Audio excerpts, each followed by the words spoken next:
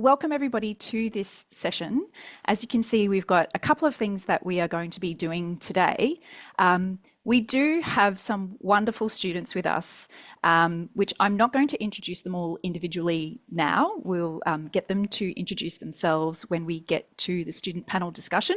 But I did just want to let everybody know that we've been working with the students for about a week, asking them some questions and getting their perspective on a couple of things.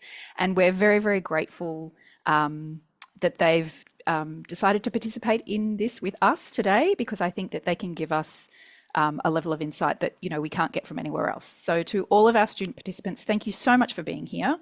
But Luke is going to do the first little activity. It's a fun, little bit silly activity, but it does have a message about language and communication. Luke, I'll hand over to you. All right, so let's just have a little bit of fun to begin with.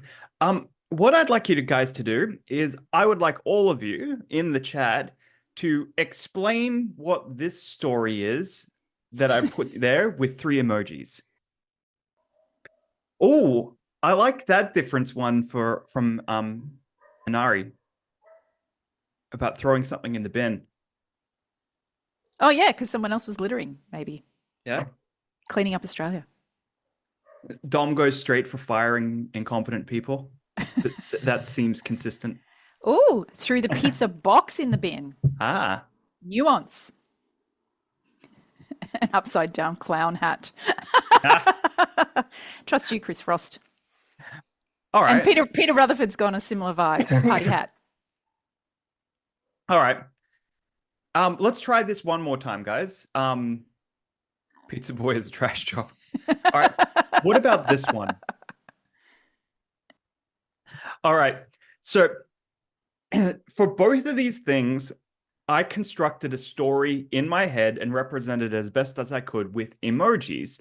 And for the first one, the story for me was I didn't like the taste of pizza, so I threw it in the bin. The second one for me is a story about someone who is taking a bus and then gets abducted by aliens. But you can see that the more complex the story was, the more variations were created. And even in the initial one, there was incredible amount of variation, even with the same parts. And so this is a metaphor for the wider issue around communication here, because it's an ongoing battle for us to have clarity and concision in an environment where it's really easy to misinterpret, and the explicitness really makes a difference to what we're doing.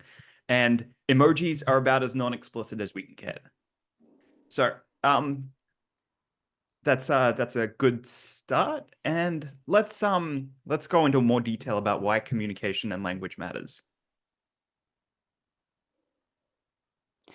Okay, so I guess in the title, we were talking about removing roadblocks for students, and we were talking about assessment being more fair and equitable through improved language and communication. And that in itself is enough reason for language and communication to matter a lot.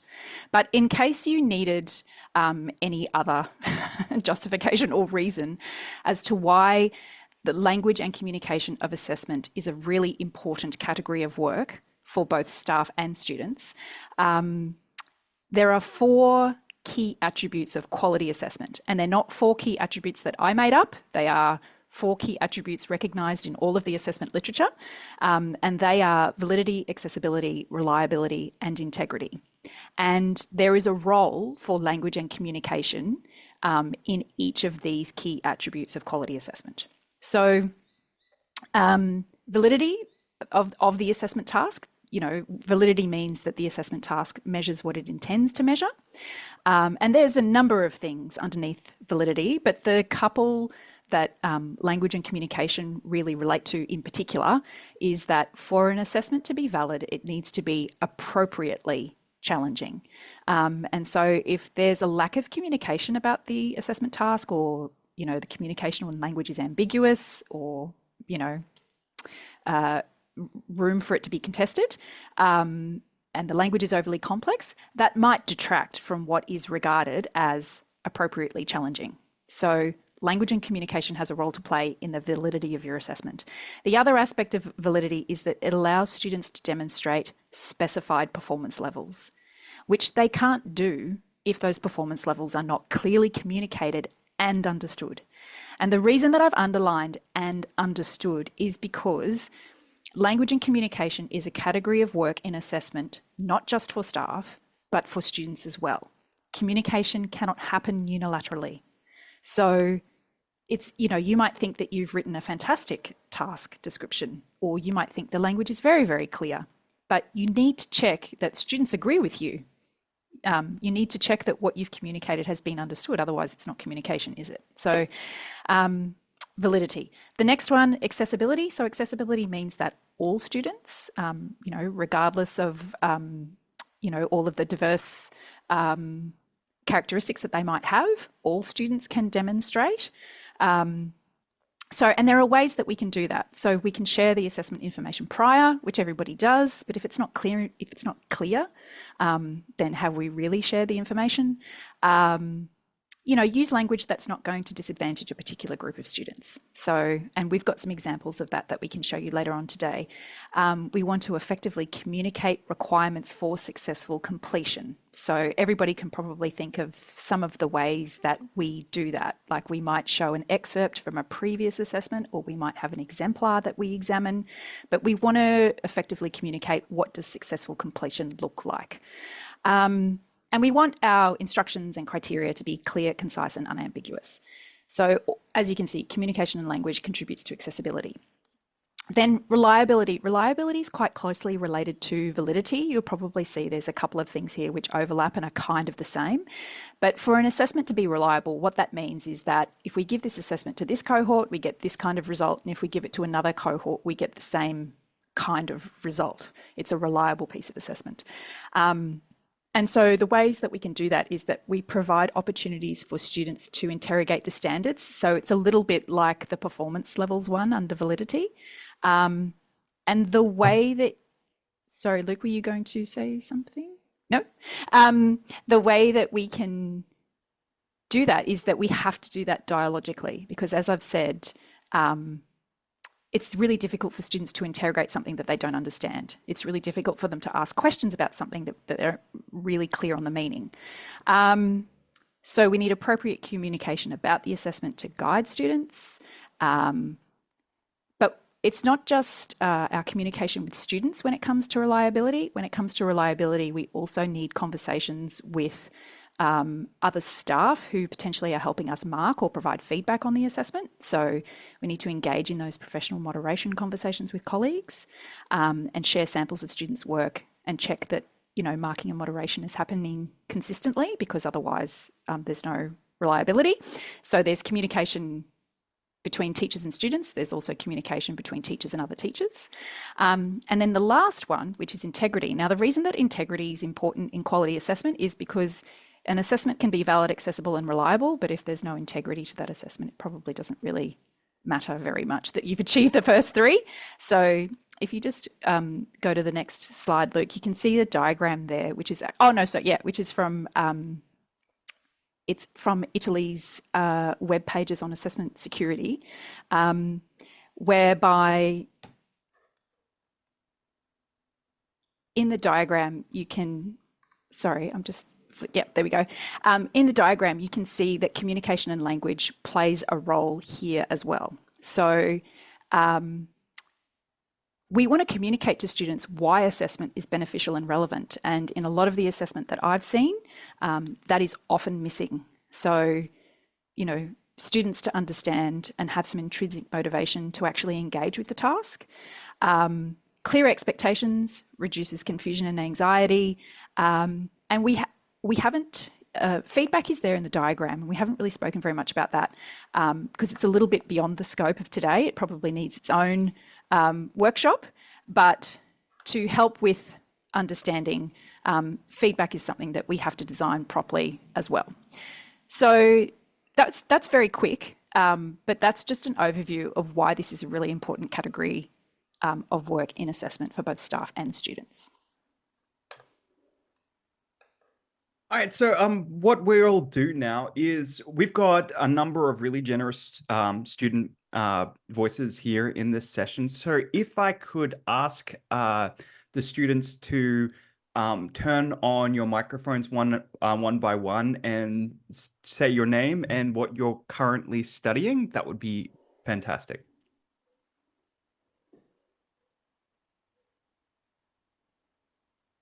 Luke, I think you might have to introduce them to speak in order. Oh, sorry. Oh, no, it's okay. I'm happy. Sorry, I got distracted for a moment. Hi, I'm Sophie Barlow. I'm studying a Bachelor of Psychological Science and I'm in my 4th year. Thanks for inviting me. Okay, I'm happy to go next. So I'm Tianyi Ma. I'm a final year PhD student in psychology. Welcome. I'll go next. My name's Thomas. I'm a 3rd year studying a Bachelor of Health, Sport and Physical Education.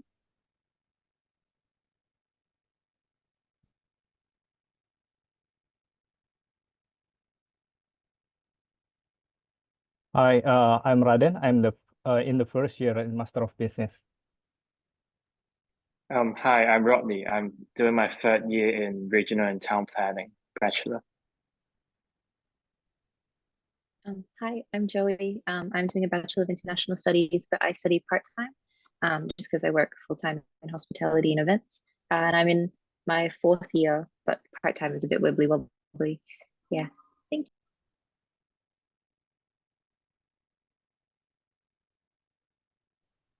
Hello.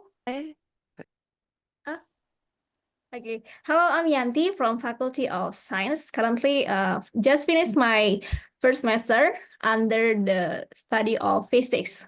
Thank you.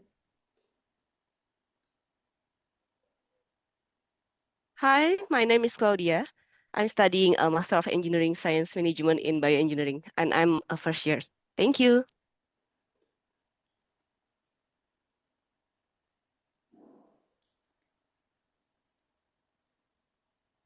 All right, is that everyone? Have we missed anyone? I don't know, Ridwan, are you going to say hello? I'm here. Sorry. My name is Reed. I'm studying Master of Entrepreneurship and Innovation. This next semester will be my 2nd. Thank you. Nice to meet you, Rid. Thank you. You too. Excellent. All right, so quite a diverse set of people from many different disciplines and many different stages, also with different study loads and requirements. So I feel like we've got a really good cross section here of student voices. Sorry, excuse me. So what we're going to do now is what I'd like to facilitate a discussion where we talk about some of the major issues around these communication roadblocks and discuss with the students about what these are. So what I'd like to happen is we'll ask this question. The students have already had a chance to look at these things, and I'd encourage you to sort of turn on your microphones and share your experience here, add on to each other. And if any of the other audience members would like to follow up with a question or would like clarification, please do so. Because I feel like there's a lot for us to gain from hearing the responses to these questions. So the very first question is, well, what are your roadblocks? So in terms of course profiles, criteria sheets, marking rubrics, the assessment task itself, what are some of the things that are not helpful and are actually a barrier to your understanding?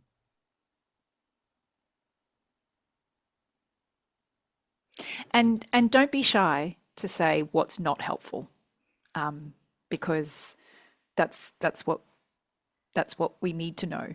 Yeah, we're here to be fix better. it. The more you talk now, the better we can make it for you. Yeah, I'm happy to go first. I think I want to share something from my personal experience of doing my undergrad at UQ and also with my tutoring experience. So I've tutored like 3 courses in different semesters. I think the number one thing that's not helpful is the when the task description and the marking criteria actually contradicting each other. Like you in the task description, you may say that you need to do like 1, 2, 3, but actually students got assessed on like 1, 4, 5, for example. And it can be very misleading. And the second thing that I found to be very helpful is some use of like jargon or terms, specific terms. And like as a tutor, sometimes we cannot reach agreement within our tutor team that different people have different interpretations of what that term mean, what's expectation of students to do, like when the task require for like doing that term. And the third thing that I found to be not helpful is actually having some generic like requirements, but that doesn't really communicate what the expectation is. Because sometimes, for example, saying that we want the strength and limitations of studies, but maybe in the mind of the course coordinator, they're wanting something about the strengths and limitations of all the studies, of some generic statements, of some summaries, but students can understand it as like you want it for each individual studies. So I think those are the top 3 things that I can think of. It's a really good summary of things going on there. So Tianyi, were there any you said that you were looking at there was not agreement between the tutors when you were doing that. So what was that discussion like? How did that happen? Yeah, so sometimes the discussion will start like between tutors because everyone just don't want to look stupid in front of the course coordinator. And then everyone just realized that we cannot reach an agreement, or like if we have a lead tutor or something, the lead tutor may have a personal opinion on what that means. And then they just got spread among tutors. But I think the initial just like I think at the end, tutors tend to reach agreement and tend to follow what course coordinator says. But I think the initial confusion among tutors is a real problem. If tutors are confused and they usually have higher levels of understanding on the topic area, the students will be even more confused. So Yeah. So for the other students in the group, like I can imagine you would have been in situations where you've actually been told, as part of the course materials, that if you have questions about your assessment, your first port of call is your tutor. And so if tutors are confused, then we can't really expect clear communication that way. So yes, they're an often forgotten group, tutors, and the role that they play in language and communication. So would anyone else like to share their thoughts on what's unhelpful and what's a barrier? I can go next. So I think the first one is I feel like the task guidelines can be more clear, because like what Tianyi mentioned is like the task sheet is not clear enough. Like sometimes they just say, like for example for an assignment, they just say, oh, you need to have good explanation. But what is good? Like what is like it's really a fake concept, and like you don't really know what to do, especially when you're in first year, and then you don't really know what to expect from the professors for getting a high mark. So every time I was like in the tutorial, I need to keep asking a lot of questions like, do you think the professor loves this idea? Or like, do you think like yeah, there's always confusion on it. And also um sometimes like some professors are really free, like they said, oh, you can do whatever you want. Like sometimes when we're doing urban design projects and they're like, oh, you can just, yeah, I'm really free, you can pick anything you want. But like when it comes to marking, it's not that flexible. So I really wish that would be a more like we'll have a more clearer guidance. And also another thing is for exams, I really hope there will be answers for it, because like when you try to drill past papers and there's no answers, no suggested answers, that is really difficult, especially in multiple choice questions, because like Like like for town planning, some questions are really some choices are really similar. Like some multiple choice questions like how to deal with traffic congestion. There maybe have 5 choices, but like maybe 2 to 3 are similar, but like you can only pick one. So this is actually confusing. And when you ask professors, they didn't really respond to the email, or like they respond after the exam. So it's really a barrier to study in exams as well. Yeah. Thanks, Rodney. Sophie, did you want to follow up on that or share your thoughts? Yeah, hi, I did, because I was liking what they're mentioning in terms of like the unclear expectations of what's between like a good and like a just okay assessment. Because, for instance, I came from the ATAR system very recently, in like I say very recently, like 4 years ago now, in high school, and I was taught that like the differences between those, like the A+ and an A mark, or like a B and a B+. Like we were taught that in high school. However, in university, because there's so much nuance, so much difference between lecturers, between tutors, and between everyone, there isn't an actual solid line anymore. So it's like what one tutor could say, oh yeah, that's great, or that's good enough for me, and then tutor will go, oh no, that's not to my standard. And I'm not saying between the one subject, because they usually have a professor that's overseeing it, but I'm saying between subjects as well.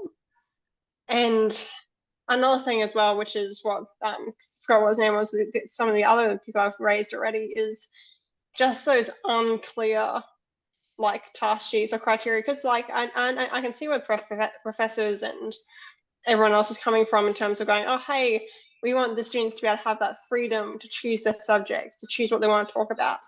However, we know the base like grades and like the actual marking criteria is not, like, as lack of a better word, loosey-goosey. And so when we have those discussions, and for me, if you're going to have a vague-ish like criteria sheet, you want to back it up with with a really solid marking rubric. So students can go, okay, I know what I have to do to get those marks. But if it's just a vague criteria sheet with no other supports, students are going to be just going to go, oh, I don't know what I have to do to get those good marks, to get the mark that I want. Cheers. Thanks, Sophie. I want to come back to that, but first Thomas and then Ridwan. What do you think? Yeah. I was just going to build on pretty much what everybody else has been saying so far. And yeah, it would be to do with the assessment task sheets. Because I've had, from personal experience, I've had some rubrics that use a UQ standard rubric, and I've had some from different courses chuck it all in one big paragraph on a Word document. And so it really makes it difficult to look what the aim, what type of assessment description, and what are the requirements needed if it is all in one lump on a Word document instead of nicely laid out in a rubric. And I think also, if when it isn't laid out appropriate and it is hard to read, it's so much of a barrier that students spend lecture time re-clarifying the questions with the lecturer or during the workshop time with the tutor, which takes away from the rest of the learning experience from the course. And that's what I've sort of found. So, Thomas, just to follow up on that, do you think that exploring the rubrics is not a task that should be covered in the lectures? What do you mean by that? Sorry, Luke.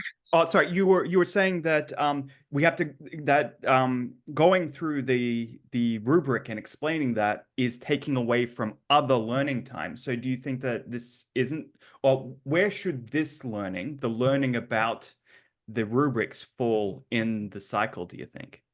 I think it has to fall in the workshop with the tutors, but then it becomes difficult, as what was said earlier, is when the tutors are unsure, then it eats into the lecture time with the course coordinator. And in those content-heavy courses, there's not really that time, and can get held back because they want to finish a specific lecture.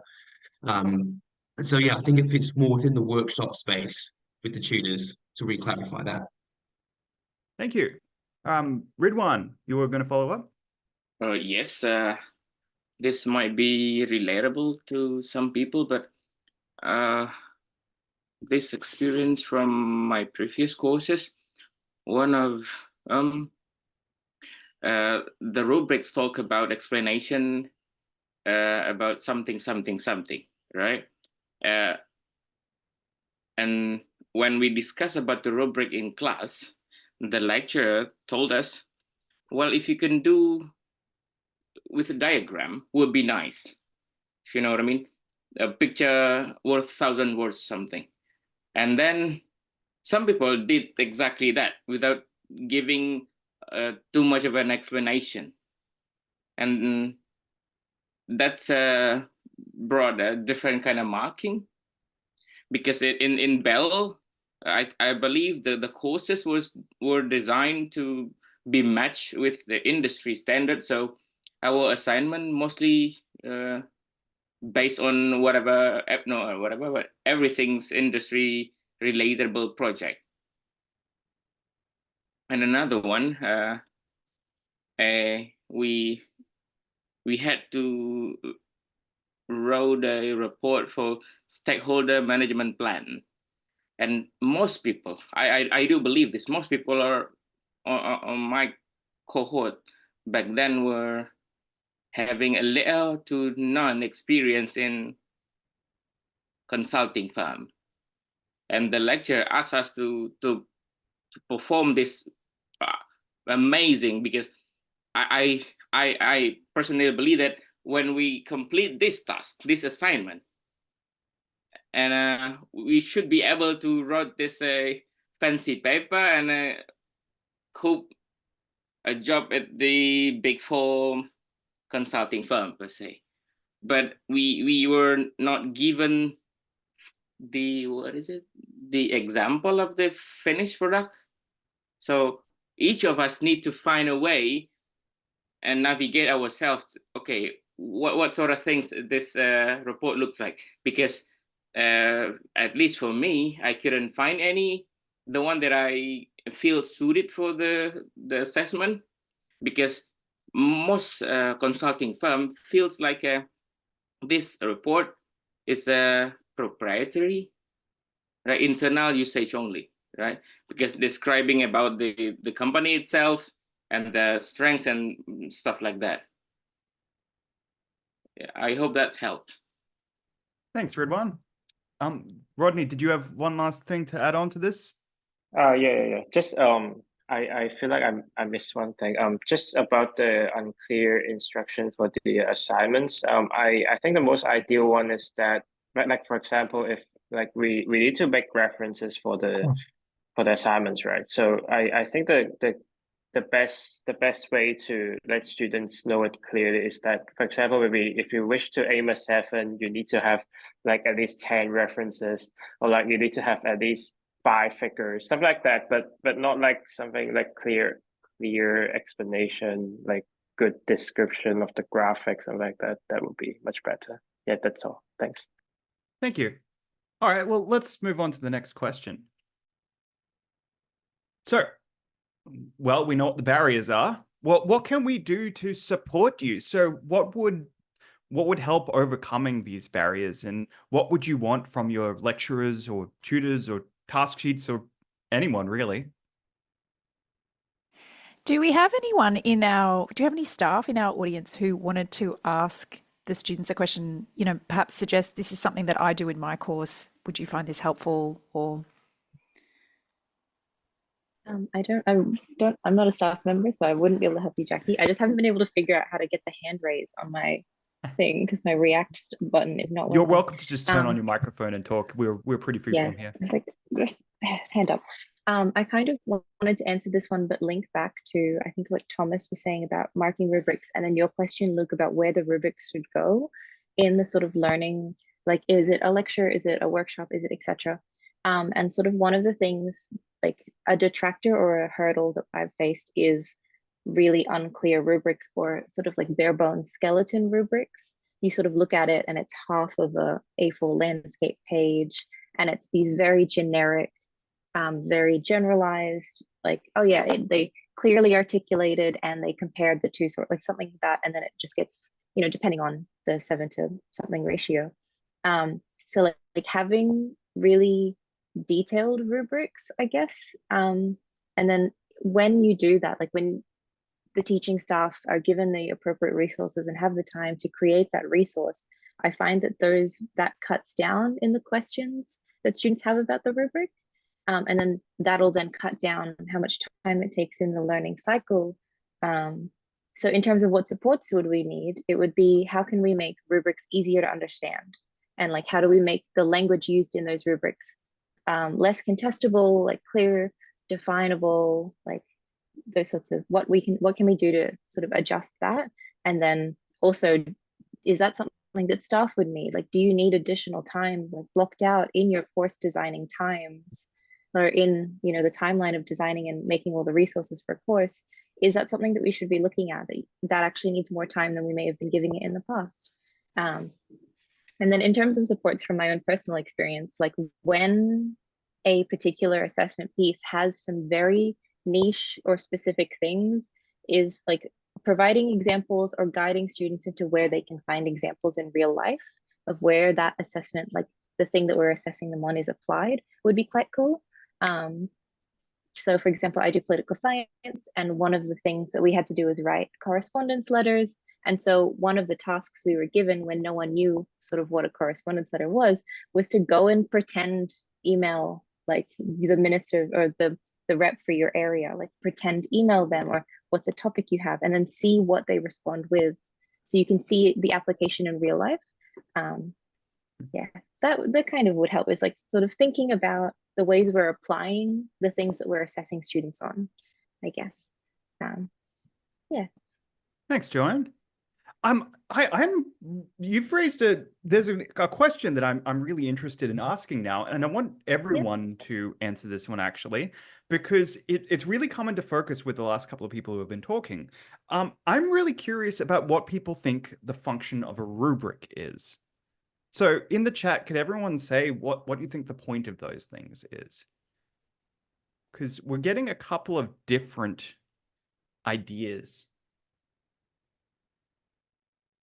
This is really kind of interesting because there's comments here about reliability of marking. They're about clarifying assessment requirements and aims, articulate and identify elements of learning, point out what is being evaluated, show standards. Student partners, do you think that a rubric is there as a learning guide? Is it there to help you get a 7?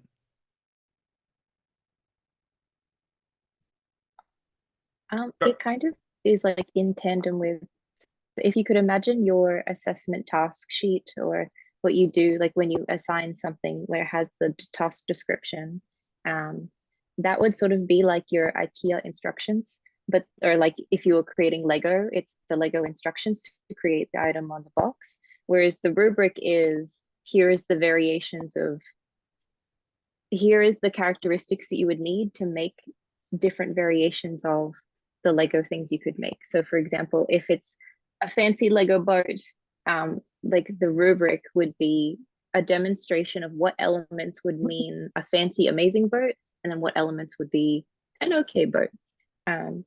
But it's more of a like, it'll go hand in hand, but it sort of helps students, at least for us, or for me, for example, it's helping to identify what elements of what elements of the end product using those same instructions would mean different things.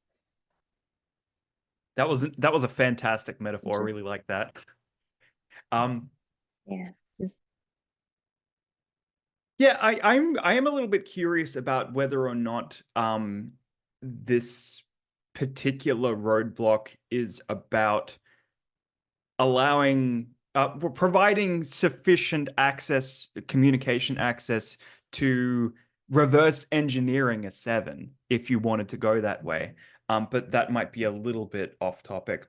So for the rest of the other students, what support would you like from your lecturers then to sort of improve the communication and reduce the barriers that you identified?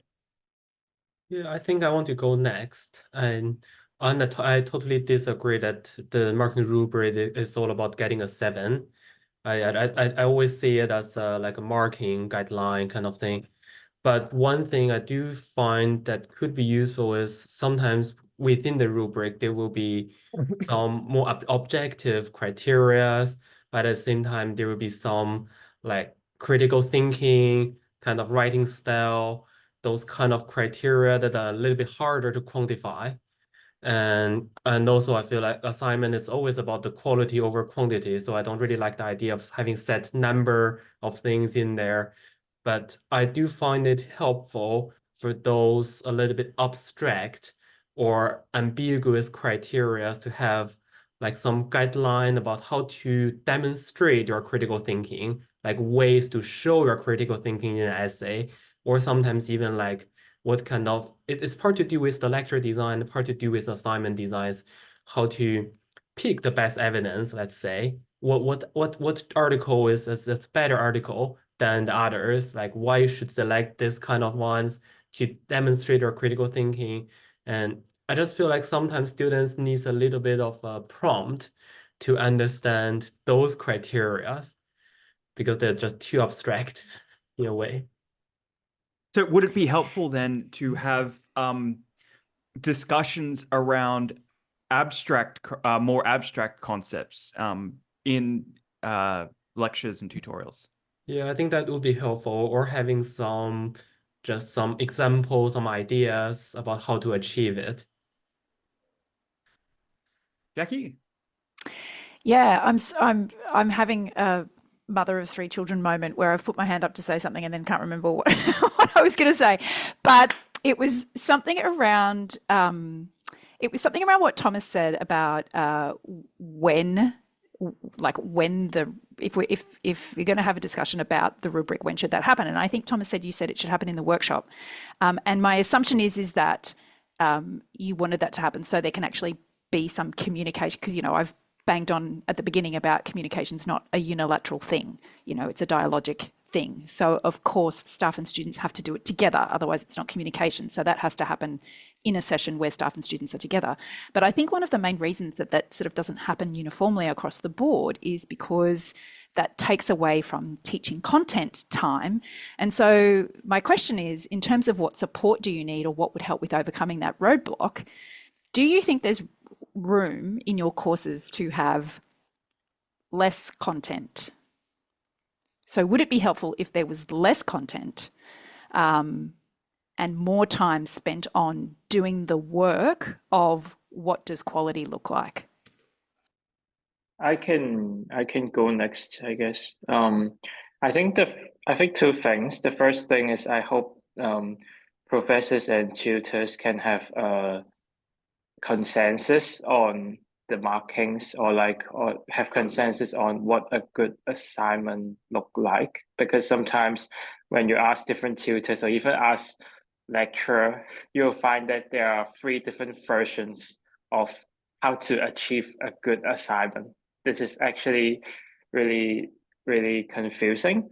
And I think the second thing, like how to help, if you say how to help us, I think consultation really helps, because like, to be honest, I'm studying town planning, so like we have a lot of different projects, we have we'll have really different projects among the peers.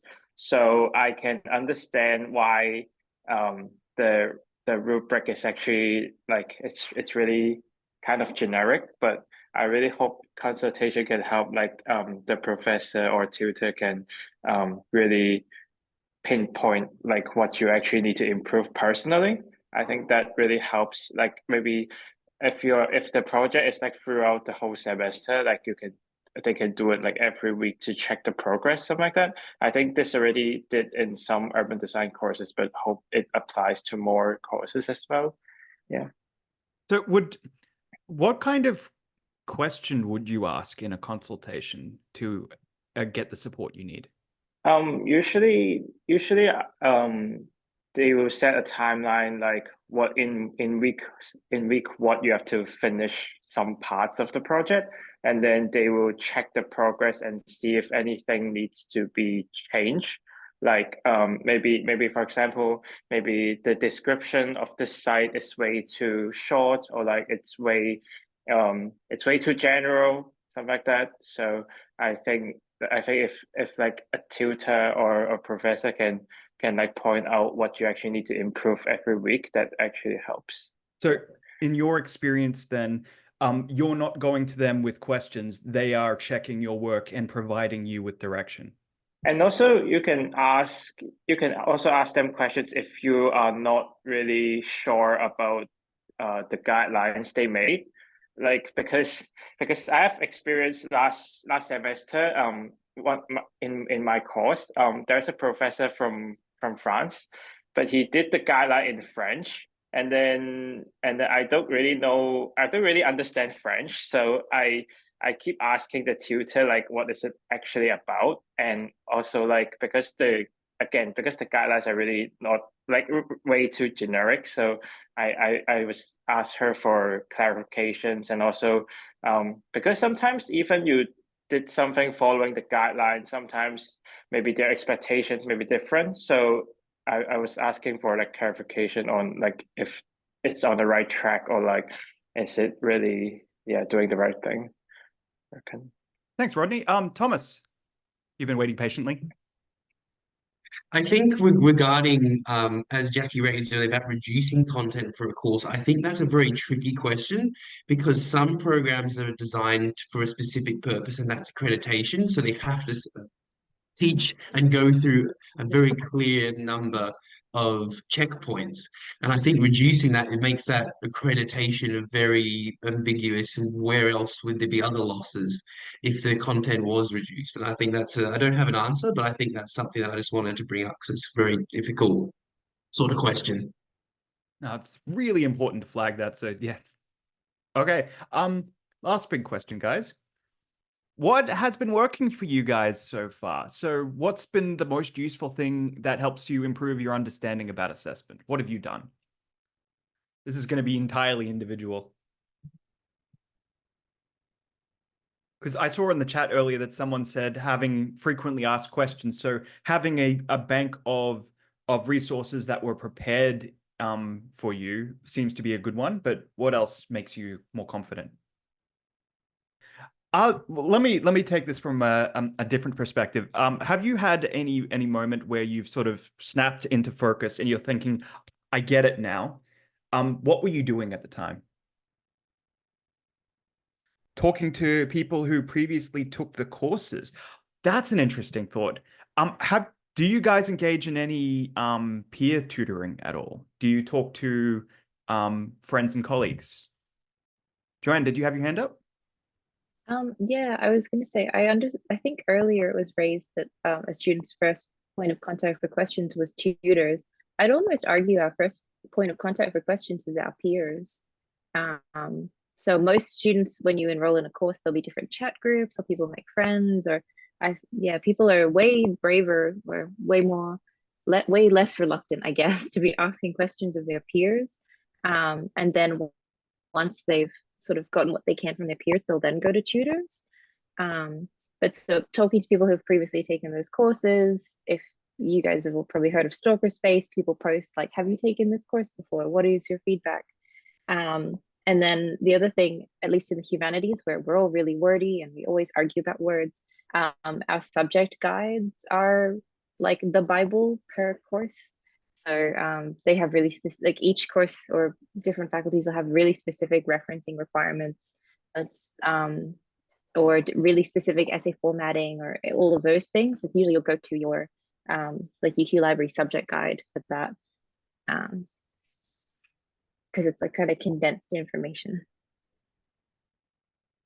Is that all true for everyone else? Do you guys go and speak to other people's? What other guides do you access? Luke, sorry for interrupting, but Claudia has just put something in the chat where she's said getting an example of an assignment from the lecturer or tutor, and it's been given a thumbs up, so someone else agrees with her, as a way to improve their understanding about the assessment. And I just wanted to follow that up. Claudia, I'm not sure if you wanted to speak in front of everybody, but let us know. How how does being given an example, how does that help your understanding? Because I'm imagining you could be given an example of a previous assignment and still not really know how you can replicate that for the topic that you've been given. Or you might be given an excerpt and you're like, right, well, that helps with that little section, but I still don't know about the rest of it. Or how does an exemplar or an example help you? Sophie. Oh, hi. Sorry, I was actually going to leave. I was waiting for Claudia to say their thing, but I was actually thinking of exemplars and whatnot. I haven't actually been able to do this with other students in terms of I've never really had someone that's done a course before me and I've had the relationship to see their assignment previously. But something I've given to students below me that I've already done their subjects is I'll show them my assignments, and my assignments, they've never been perfect. So I've had mine and they have all the course feedback from those lecturers and tutors. And so they can look at mine and go, hey, this is a decent assignment. And then all the feedback at the side and they go, okay, so you missed these 3 things. So you look at it this time and go, oh, that's a good assignment. Here's how this could have been improved. And here's the breakdown in each section in a better understanding, because I like the idea of having those examples given to you. However, the amount of times I've looked at one and gone, spectacular assignment, I can see, wow, it's great. Looked at my own and then gone, I can't see the nuanced difference between mine and that perfect assignment, even though I know for a fact mine is not perfect. So having those ones that I've actually appreciated it more when they've given us ones that were like maybe a 5 or a 6, but have that feedback at the side. So you can go, okay, so this is a good assignment. It has annotations that I just mentioned. And so it's really good to be able to work from those and have a better understanding. Oh, okay, here's how this can be improved, because you can't forget those little things. You remember all the big things, but then the little things, which are those higher marks that you get, it's easier to find those. Cheers. That's a really good point. I mean, I could totally, just to reiterate what you've said there, it's the idea of not just having the example, but also having the reasoning next to it, or a comparison with the reasoning between 2 of them might be really useful. So thanks. Rodney, do you want to follow up? Yeah, I agree that like having exemplar is good, and also like having annotations is the best, because sometimes the assignment is not perfect, and then like if have annotations it would be good, like knowing what the markers actually want. I have another opinion on it. It's I've talked to some lecturers before, like I asked for examples and then they are not willing to put on it. The reason they are not willing is because they said some students copy, not really plagiarize, but like they really kind of learn, I don't know how to say the terminology, but like they use the concept of the lecturers to their own work.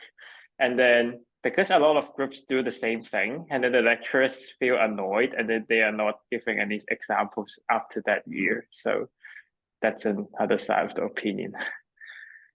No, that's a really good point, because it is a fairly common issue where structuring your ideas is an important component of critical thinking. And if the template is given, then it actually removes that potential way of looking at the critical thinking and assessing it. So that's a tricky one to get through, but that's really useful.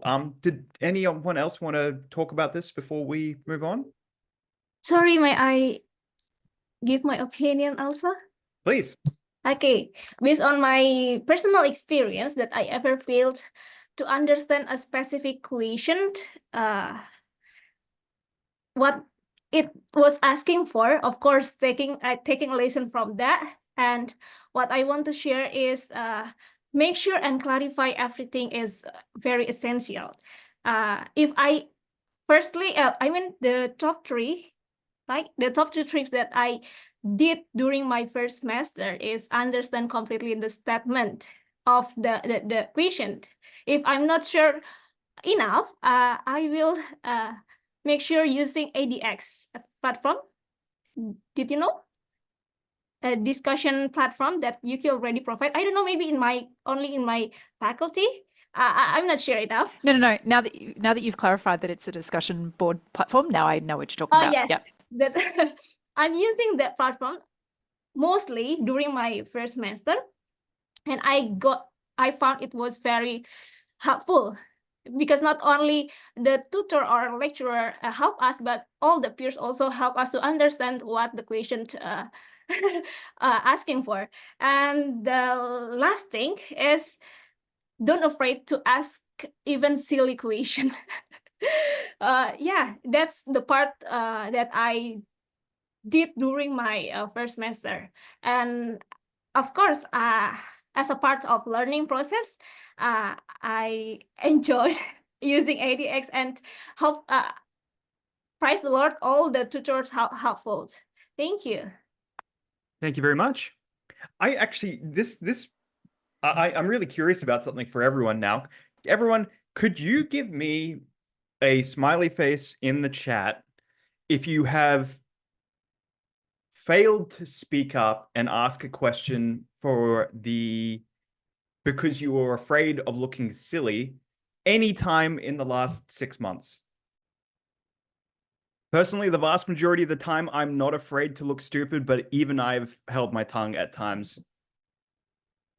But it seems like there seems to be a very common experience here of, well, I guess we don't want to look dumb in front of other people.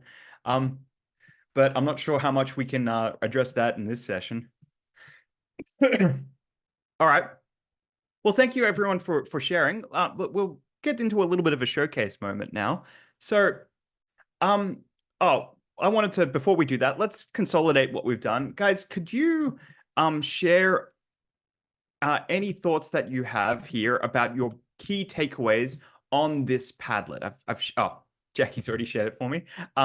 So what were your big takeaways from that discussion now? Students, you're welcome to share anything that you took away from it too. But yeah, throw it down there.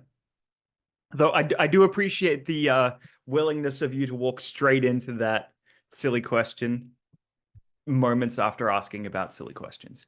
Yeah, and I was just also going to say that actually prefacing your question with silly question, is like, that's kind of a pretty effective way to kind of go, I acknowledge that, yeah. Let's talk a little bit about ways that we can do this. So we've got a practical, hands-on sort of guide on what we can do to improve the language. And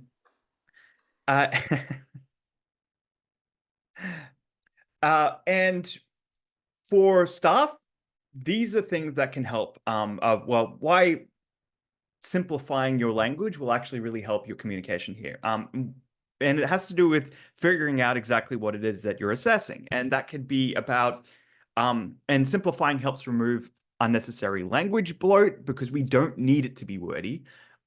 We can emphasize the discipline-specific vocabulary. So every single discipline does have important vocabulary, but it doesn't mean that every sentence and every word in every sentence needs to have complexity in it.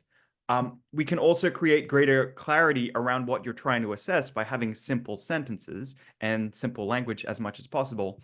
And this also helps remove hidden curricula like reading comprehension. Now, the vast majority of things that we do at UQ don't involve that. I mean, it does in English, but if you're doing something like engineering, we don't need the students to demonstrate sophisticated reading abilities on a lot of tasks. We need them to demonstrate whatever skill that they're doing on it. So I've got this case study for you, and it was generously shared with me from a dentistry subject. And this was one of the questions that was in a previous exam. And well, because we're a little bit short on time, I won't run through the nuts and bolts of it too much. But when I was going through this with the academic, we discussed, well, what was the question actually trying to assess? What's the intention of the question? And how could we actually improve it? Because it took us a while to sort of uncover how to refine the question.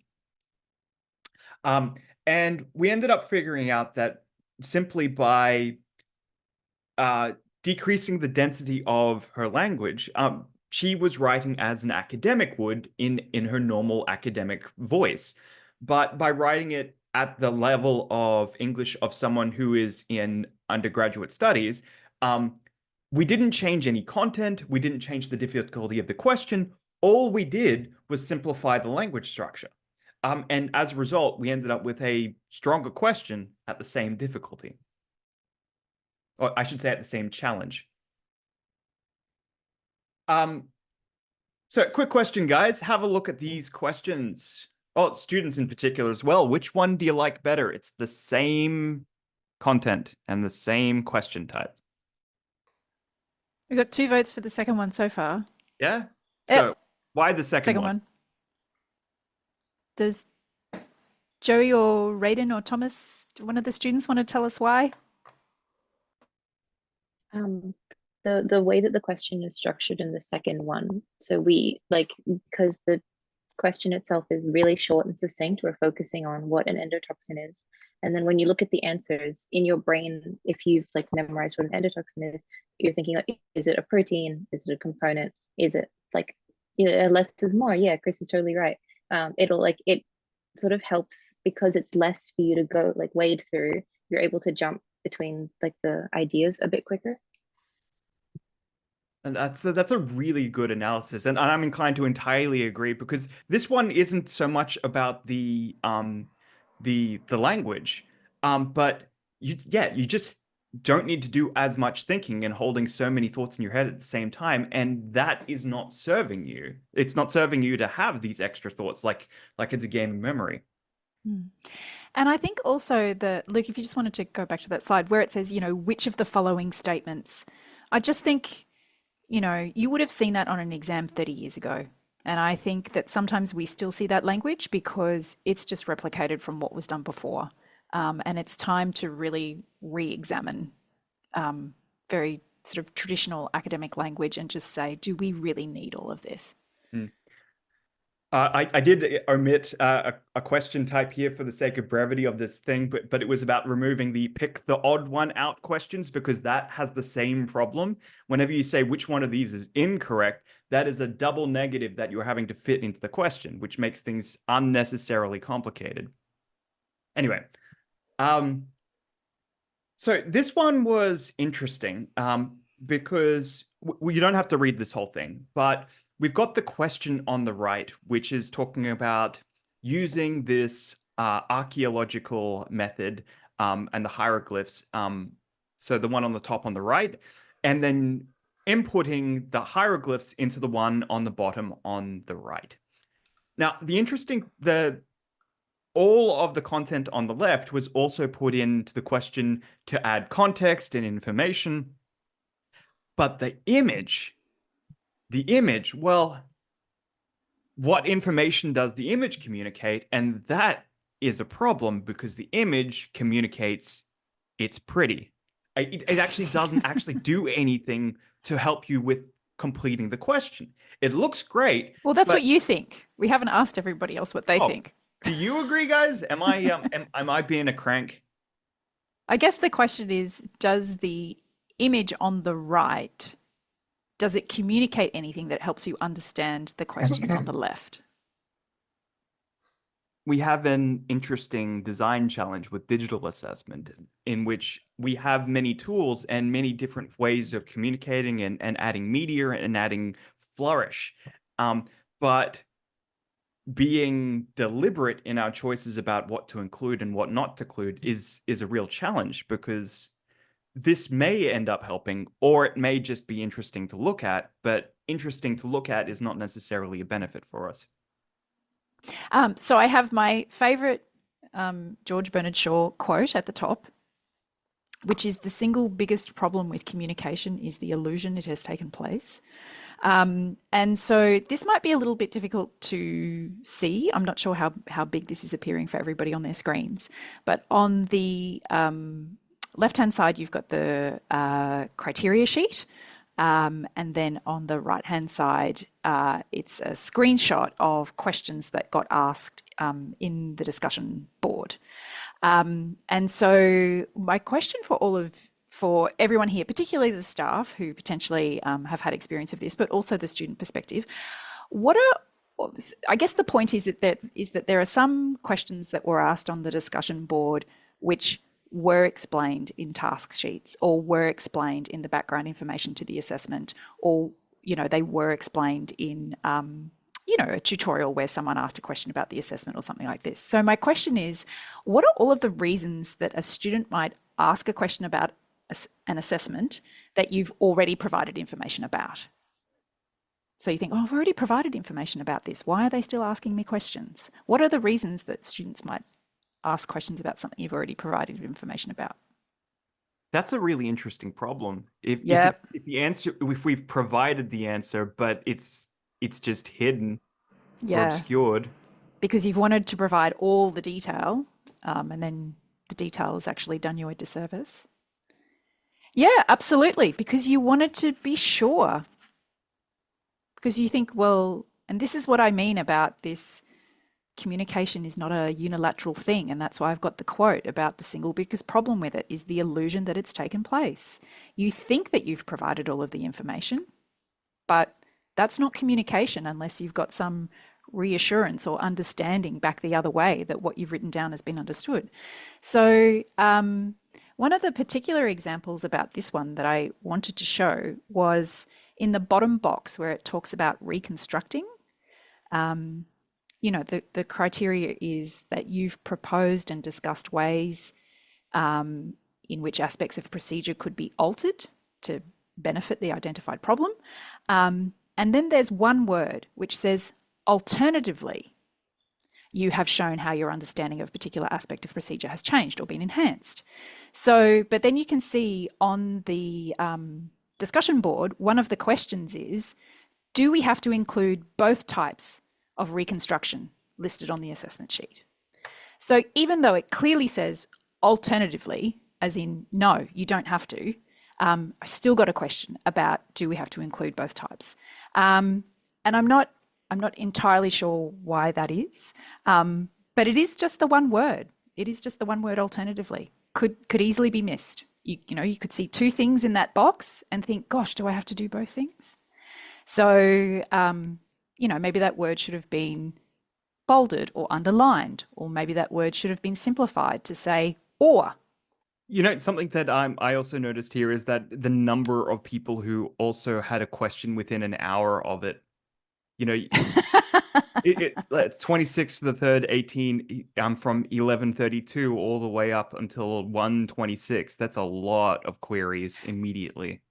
Yeah, so that was because there was a tutorial. So that was during the tutorial where if people had questions during the tutorial, they needed to put them on the discussion board so that as we answered them in the tutorial together, any students who didn't come to the tutorial could also benefit from seeing the answers. Yeah, so that's why they're all within a certain time frame. Fair. I really like Sarah's solution there as well of just a simple way of physically separating out the ideas in a box. That's like such a small thing to do. Joanne. Just to build on Sarah, you're right, Sarah's point is very good. I think the reason why students may have missed the alternatively is because the structure of this rubric, for example, in relating, there's 3 things in there, and you do A, B, and C. And so sorry, I was just going to say, this is not a rubric. This is a criteria sheet, slightly different thing, but keep going. Yep. Yeah, no, that's okay. Keep going. On this criteria sheet, the formatting of the first 3 boxes include things where you do both items or all 3 items listed in the box. And so they've gotten into a pattern of, I must be checking off each thing. And then to suddenly change it without any sort of formatting to differentiate the fact that it's changed means that students are still sort of going through that pattern of ticking off each one. So yeah, something that just sort of differentiates, that signals that, okay, we're shifting gears a tiny bit, A or B, no longer A and B. Absolutely. So Sarah's suggestion, I think, is really good. Yeah, but so just glad to give you some clarity on why that might have happened. Yeah, no. And this is you know, I just think this is why this is why these things have to be dialogic, and this is why we have to include the student voice. Like when we're giving staff advice about how we can improve language and communication, you know, that advice has to be informed by the student voice. Because what would I know? I haven't been a student for a long time. We won't say how long. Thank you so much for that, because that's exactly right. In each of the previous 3 boxes, it's like you need to show that you're doing all of these things. The bottom box is the odd one out. So as a student, of course you would ask the extra question and say, hang on a second, do we have to do both? And also, I think it's important to realize that when students are asking you questions, they're actually doing exactly what you want them to do. They are interrogating what's in front of them and making sure that they fully understand. So student questions are a good thing. And so that's advice for staff and for students. Because, you know, when Luke was saying before about who hasn't asked a question because they've been worried about looking silly, it's like, no. If you're asking a question, you're interrogating and seeking clarity, and that is a very good quality to have. I just wanted to follow up as well on what Emma's just said, which is that it needs to be explicitly stated that you can choose one or the other, which I think raises this issue that a number of students has brought up, and it's implied that whenever students are given choice and the ability to engage in self-expression within the assessment, that also might need to be expressed directly, because the shift from objective to subjective might be jarring at best. And it's worth being really explicit that it's like, this is the time for you to engage with your own viewpoint. I like Chris's one. Does a law student who misses the word alternatively automatically fail law? Yeah, actually, and well, I mean, yeah, it's a very specific skill in law that you need. But if you just go back to the slide, Luke, I just spotted something which related to something that the students were saying earlier, which is one of those questions is, you might like to consider the incident or issue from various perspectives. And the question was, what does this mean? So that was, you know, the students were saying before, sometimes there are things that are very generic and not well explained. So yeah, that was just one that I picked up. All right. I also thought it was worth just giving a little bit on that communication as well about images that are illustrative here. I've got a task which involves diagnosing. And all right, thank you, Sarah. And I've been quite careful in putting in an image that is illustrative of the problem.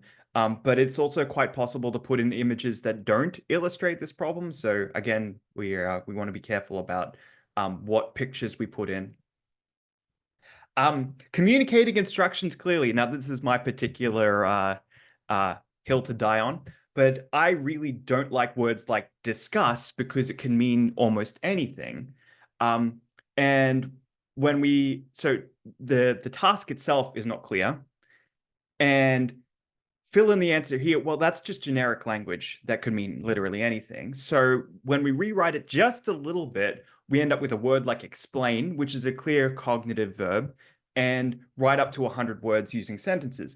Now the students know exactly how much they need to write and in what order and what the task is. And it doesn't change the complexity or the challenge of the question itself. And so it's worth putting in a little bit of extra time here right at the start to make that a little easier. Can I just ask, as a point of interest from our students, because Sophie mentioned that, you know, she was brought up in the ATAR system and she was, you know, taught particular things about standards and things like that. Do you guys know the difference between discuss and explain? When Luke says explain is a clear cognitive verb, is it a clear cognitive verb for you? When you're asked to explain something, do you immediately know, oh, explain, that makes it so much more helpful, I know what's required? Sorry, yeah, Sophie here again. Actually, when I was looking at that, I was actually thinking of going back to my grade 12 roots of going, oh, this is what discuss means and this is what explain means. And I was going, those are 2 different questions in my eyes of discussion versus explain. Because I was like, okay, those are 2 different things for us that grew up with those verbs that were told over and over and over again. Yeah, because Queensland is moving into ATAR, Luke, so I think you might have to justify, and Amy in the chat as well has said, I don't understand why discuss is vague and explain isn't. Well, just from my own knowledge here, then, what is the definition of discuss? Provide 4 points for and against. So how is that different from evaluate or analyze or argue? Yeah, I get your point, Luke, and I think no, I do. And I do think discuss, evaluate, provide your own conclusion. Wow. Yeah, see, there's confusion about what these terms mean. We have more work to do. But again, I think it just goes back to sort of the main theme of what it is that we're trying to say today, which is you can't assume, the illusion that it's taken place. You can't assume. If you're going to be using these words, they have to be explained, and you probably need to do that with your students. Otherwise, you don't know whether you've actually communicated them or not. Yes. And thank you, Jackie, there from me derailing my own point by staying on topic a little bit there, because you know what, Amy, you've given me something to think about there, because if there is a clear definition and I am off topic on that, then it's worth me having another look at. But that's really good. The whatever we are doing here, we do need to make sure that we are being deliberate in our choices. And Amy, you're clearly doing that right. And I am on my high horse about the wrong topic. All right. That covers all the things that we can be doing individually, but we would also like to share this the ability of our team to help discuss these things with you, the digital assessment team. We love talking about these things, and we can provide you support on these things as well by reviewing the language in your assessment tasks and assisting you in planning the assessment communication with students and when that can happen. Yeah, Sarah, who has since left, but she did ask. She said if someone wanted to do this, how would they do it? And I said to her at the time, I said, oh, that's a great question. It's coming right up. So this is what it is. If as a staff member, you've been intrigued by what you've heard from students today, and you'd like to review your assessment for language and communication roadblocks, then absolutely you can book a consultation with us.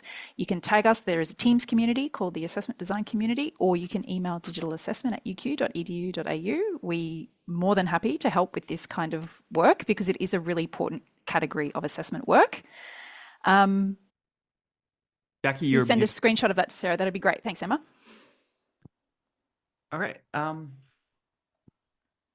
And the last thing I thought we could do today, guys, is on that Padlet. So I might share that again. What's your +1 pledge? So if you're staff, what are you going to change? What's something that stuck out for you? And one thing that you could do to change your practice? Yeah, and just a little bit of background about the +1 pledge. +1 pledge actually comes from all of the work that happens around inclusivity in teaching and learning. And what it is that sometimes when we're asked to change the way we do things or change our practices, on top of all the other work that we have to do, it can feel very overwhelming. So the +1 pledge is the idea that if we just change one small thing, and make a pledge just to change one thing, that can have an impact and that can make a difference. So yes, if there's something that you've heard today, you've thought about it in relation to your own assessment, and you think, yeah, that's one small thing that I definitely can do something about.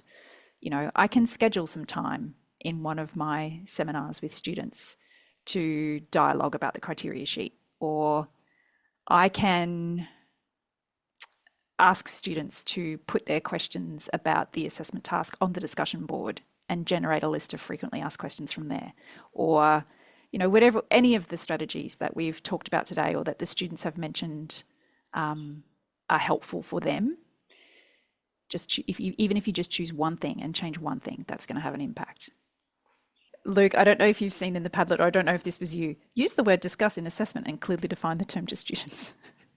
It was a good idea. I think I was wrong about that one.